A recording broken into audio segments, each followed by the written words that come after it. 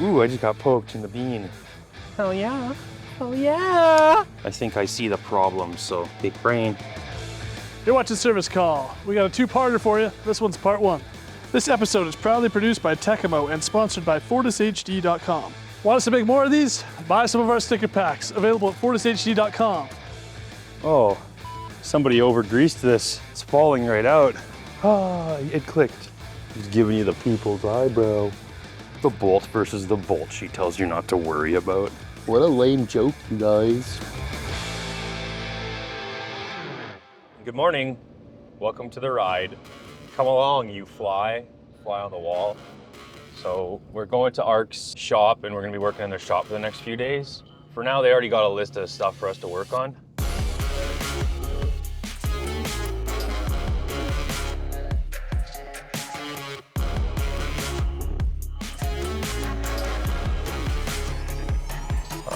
Yeah, here we are. This is it.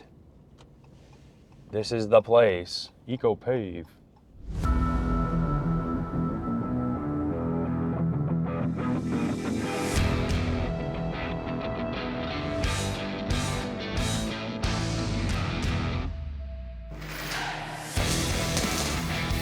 Hello, I'm Garth Parker. I'm with ARC Asphalt Recycling, superintendent here. And what we're doing here in our shop, winter refurb time. We do a lot of paving in the summertime when the sun's shining and the weather's good and equipment needs to roll.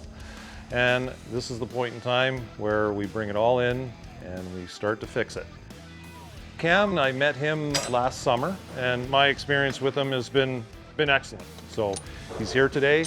He's working on that planetary drive on our older backup cat paver, and I found a list of many other things for him to deal with. So we're just gonna try to fix it now and make sure it's running properly so when we go out there, we don't have any issues. This episode definitely wouldn't be possible without Garth letting us film. So for a chance to win a sticker, tell him thanks in the comments, take a screenshot, and fill out the contest form in the description below. Here's your sticker. Throughout this video, you're going to see a bunch of tools being used, like carbide scrapers, regular scrapers, magnetic hardware bowls, wrench extenders, and more. Oh, nice. That went easy. Went easy because of this. All of which you'll find on FortisHD.com, and they'll be linked in the description. And all you Canadians, they'll be doing a pre-order run in the month of November, so sign up for their newsletter and keep an eye out on that. Gonna crane this bracket off now. Yep. I think we'll just take off the motor next here. Forbidden goo. Oh, nice. That went easy. Went easy because of this. Yeah. We'll just lift it with the crane. No sense in hurting myself. Don't look at my rigging. There we go. That smell again. You guys recognize that? We got snap rings and retainers on the back. I'm assuming we're gonna have something on the front side. Let's pull it out. She's dry. They must have drained it.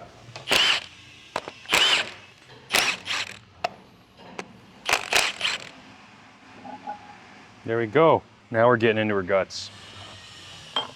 Son gear, mother gear, uncle gear. No, that's the daddy gear. Stepdaddy gear. Look at that, it's pretty cool. That looks good. That's what we want to see. Come along and learn with me when you're dealing with snap rings.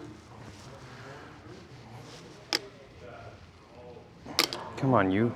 Something I always do when I'm pulling snap rings is put my finger in the middle there, because if it goes off, it just hangs on your finger instead of going off into outer space, low Earth orbit, like snap rings like to do, like that. Make sure you keep your snap rings with their respective planetaries. And let's see if these come out easy.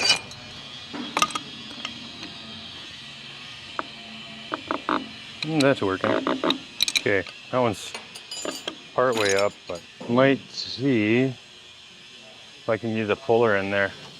If you don't have it yet, this puller set's super handy when you gotta pull like the injection pump. That's actually originally why I bought it, but it works for so many other little things because it's just like a universal puller set. Let's see if that works here.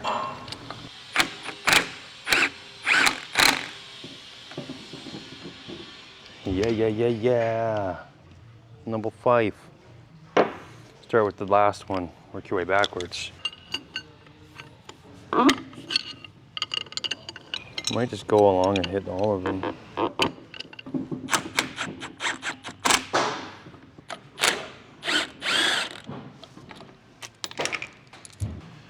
There we go. I'm gonna open the stakes up, then we'll try spinning it. A lot of times you can just drive them out. You just don't want to force the nut until they're all the way out because you'll f your threads up, right? So.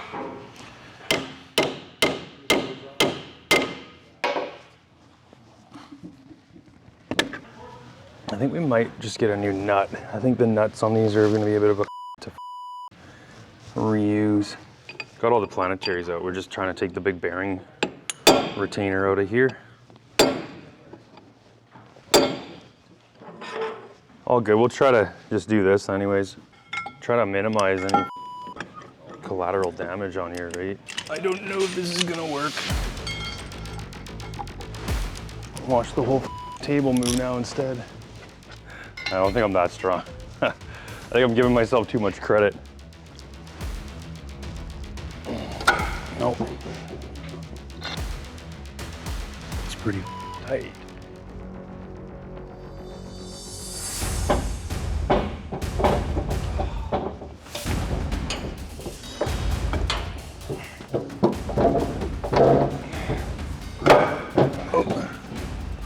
Hold on, you just slipped off here. Oh, I broke one tang off. Oh. Yeah.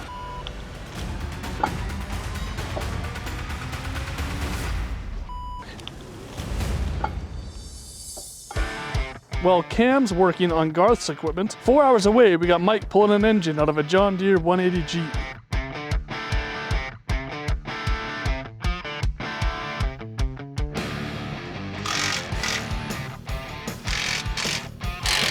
We can take the brackets off. We need to get prosthetic arm extensions. Got him.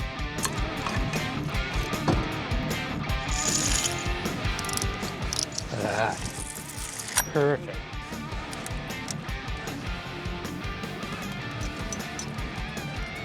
Alrighty, well, most of that's done.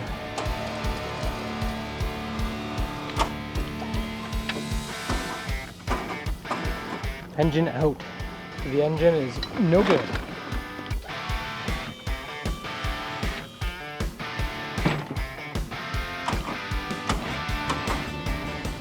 Oh yeah. Engine's pulled and now we're off to the farm. And that's a wrap. See you there. Now let's see what Cam's doing.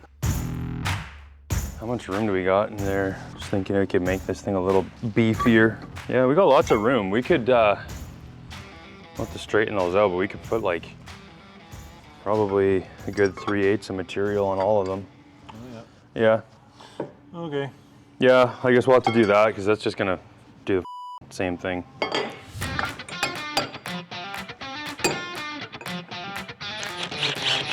Yeah, I'll do the motor for now. And Garth's gonna get that tool fixed that we f***ed up. We're making it better, we're improving it, right? Always improving, that's the goal. Those steak nuts kind of suck to deal with. Look at that. Even comes with a new retainer.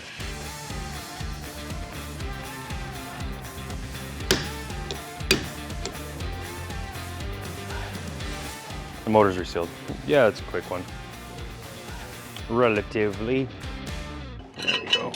Awesome, thanks Garth. Let's see if it works. Okay, I might be able to spin it out. Maybe. Okay.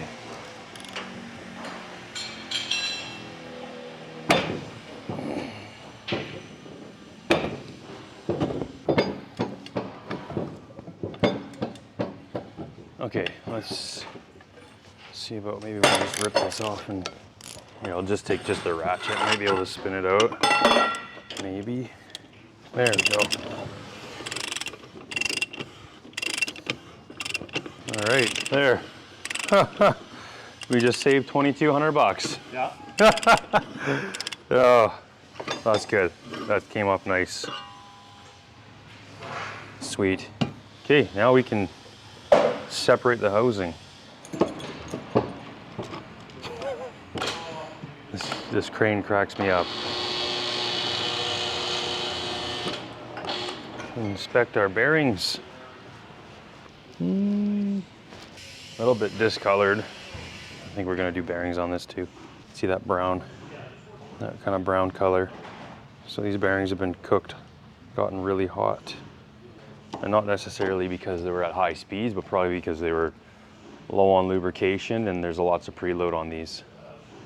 Lots of preload on this, so that's a lot of friction. And that equals heat. Yeah. We need bearings. Yeah, it's just starting to go. See that? The surface.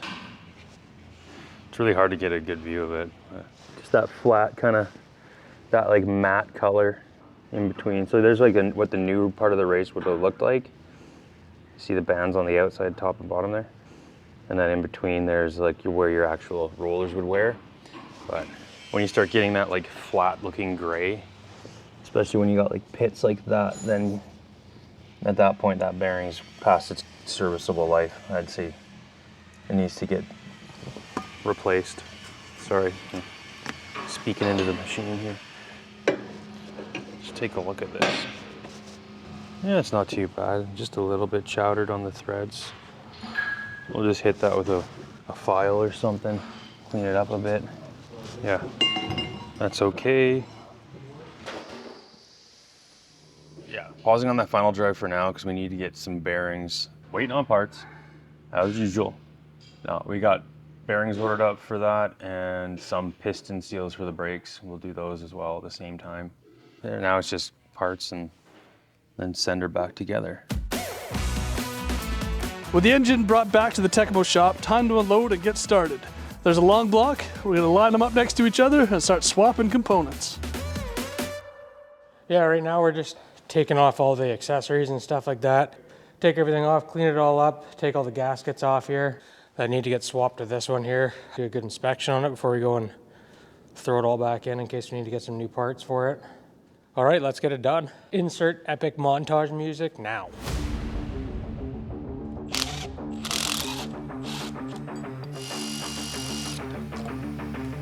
Bow, bow. Got a lot of cleaning to do on this one, that's for sure.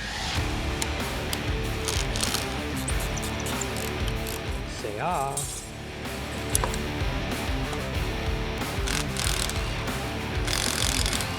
That's a surprise. It's not even tight.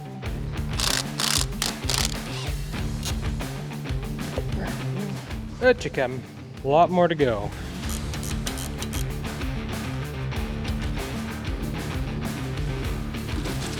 You condoms. Release the schmoo. Thanks, Jesus. Someone was nice. Green Loctited this on.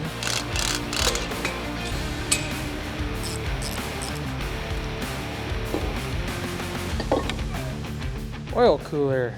More parts.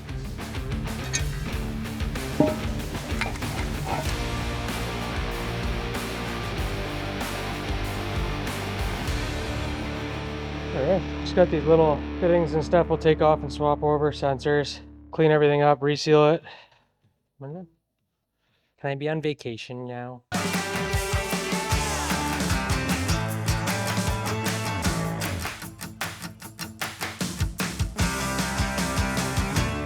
We just came from the hotel. It's like 5 minutes away from here. Had a sleep. Good dinner, just sleep. I don't know why. Traveling a bit for work, I don't mind it. As long as it's not too often. And for good customers, for the right customers, I'll do anything. I'll go anywhere. Last night we came to a bit of a standstill on the final drive because we decided we're gonna get new bearings for it. So bearings are ordered. Is it really? We're gonna troubleshoot that grid heater issue. Grid heater. We're just gonna remove this chunk of harness here and just test it and see if there's somewhere in it that's shorting on itself, or, I mean, we're getting like 12 volts right now to the heater. How much resistance do I have? There we go. So 0.2. All I'm doing there is testing the resistance of my leads and the wire, making sure that when I get a reading here, we're not getting like 1 ohm already or something, you know what I mean? Does that make sense to you or what? No? No, it doesn't? Okay, well, get out of this trade. It's not for you. Kidding, it's a joke. Hook one up there. So we got continuity, like mint. Now we'll check the ground circuit. So we got continuity on that one too. Makes me think maybe that ECM is just putting power out when it's not supposed to, then.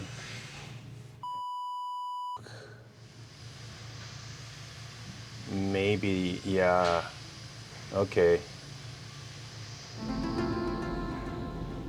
I'm gonna pull the ECM and rip it apart. I'm gonna tear you apart. Take the fuel lines off that power the ECM. These are diesel powered ECMs. Oh, my finger.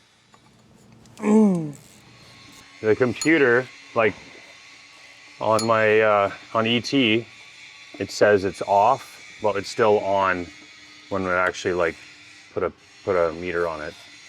So even the computer doesn't know what it's doing. Computer out. Just giving you the people's eyebrow. I don't know if we can even get this lid off. Hey, sucker. No warranty now. That's what I would say inside.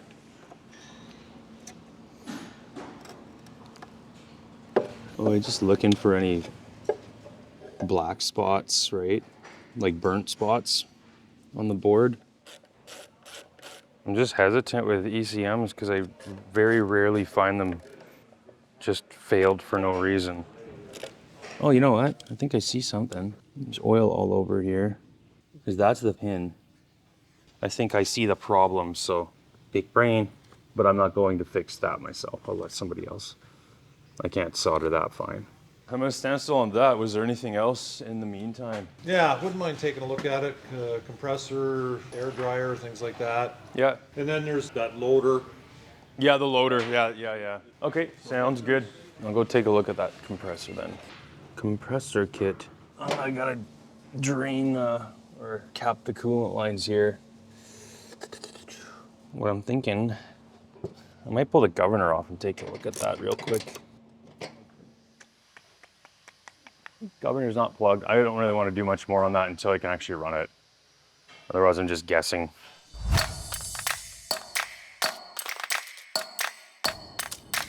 I'm looking at the air compressor on this one because I can run this one. The other ones I can't run. Full.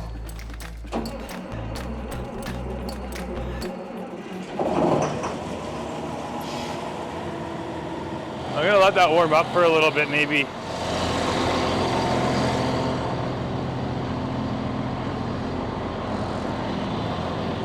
It's working. It's working fine. Well, I think this thing's okay.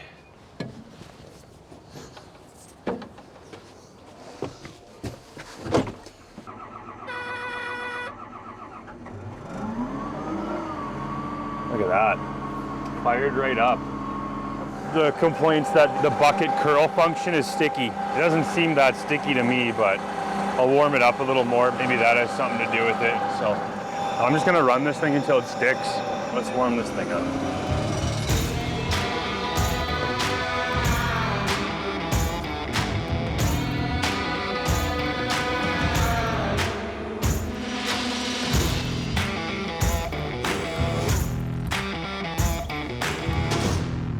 Though the bucket cylinder is no bueno, that's part of the reason, I think.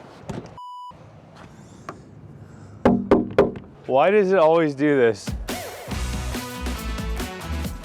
Now to Mike in the shop.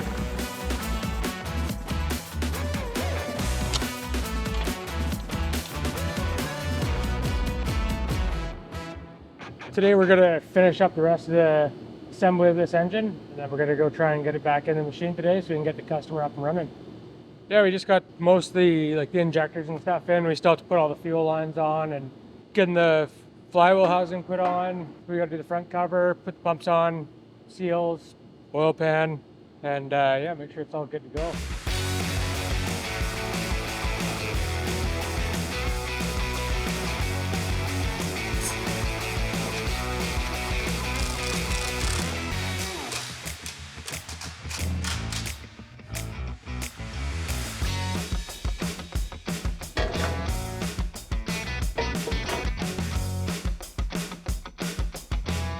Yeah, so now that we buzzed in the bolts loosely here, we can do our crisscross pattern and torque up the whole oil pan. This is the time-consuming part because there's so many bolts in here, but yeah, follow your pattern and your torque spec, paint pen everything, and away you go.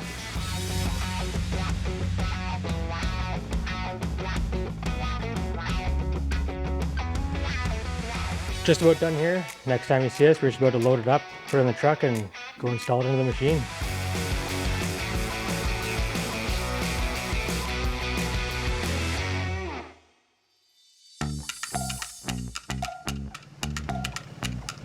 Just go to pull a cylinder.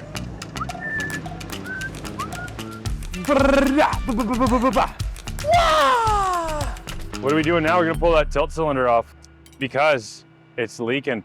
We may start ripping into that valve on the hand control, depending how much time we got here. Just pulling a cylinder doesn't take long though.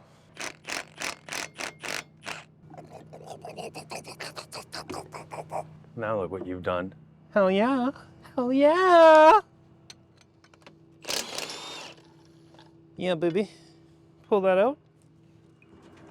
No, the wrong way. There we go. First try. Oh. Somebody over greased this. It's falling right out. Let's pull out that rare pen.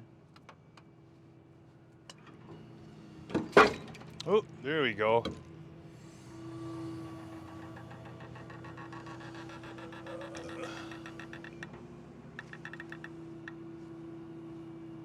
I'm gonna go inside the cab, I think, next.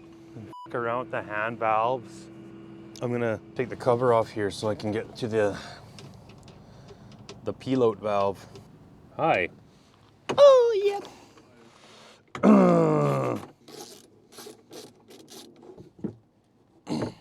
What the heck? Oh, for f***ing sakes. There's one hidden underneath there. You sussy little mother. What a cool spot to put it. Very cool. There it is. And take a look. Let's see if this thing's leaking. Not the vegetable, like, as in like oil seeping out. Hear leak and they immediately think vegetables. Let's see, is it leaking? Yep. She's moist. Oh, a good chance to clean out all the internal debris that accumulates. Someone likes sunflower seeds. Keep ripping and tearing. Oh, I forgot how lame these are to get to the bolts because they have these little shields. The bolt's right there underneath this cover, so you have to show you. Everything's great. Everything's fine. Okay. Oh, look at that. That's pretty cool. We gotta see how this thing comes off on this one. I thought these things just spun off, but...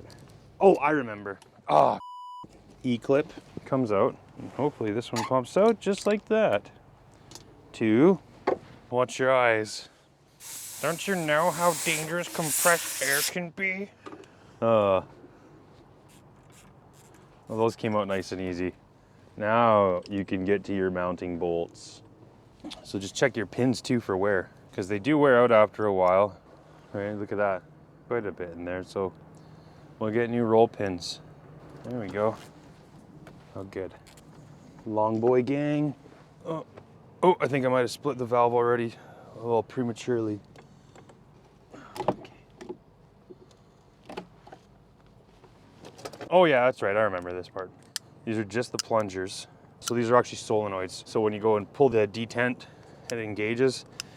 These are coils in here that'll hold that down until it passes the magnet on there, and then it springs back up and kicks off your function. We pulled it because they're complaining that the one function is sticking, the bucket curl. It would just dump all at once. A couple of things we found while we were running it, the cylinder was leaking quite a bit. So that's one thing. I mean, maybe it's bypassing internally as well. And at the same time, while we're dealing with that, and we got that sent out for reseal, we pulled the hand valve out. So we'll reseal this and clean it out because sometimes you get some junk. So we'll see when we take it apart what it looks like inside. Throw this all on a bench, pack it up for the night, and go back to our hotel and eat some pasta. In the next episode, Cam continues work on Garth's equipment. Flex. And then Mike is back to throw the engine back into the John Deere 180G. Okay, I'm being squished. Don't miss out. Subscribe to the channel to be notified. The link will be in the description once it's out. Are you a heavy-duty mechanic? Check out the link in the description below.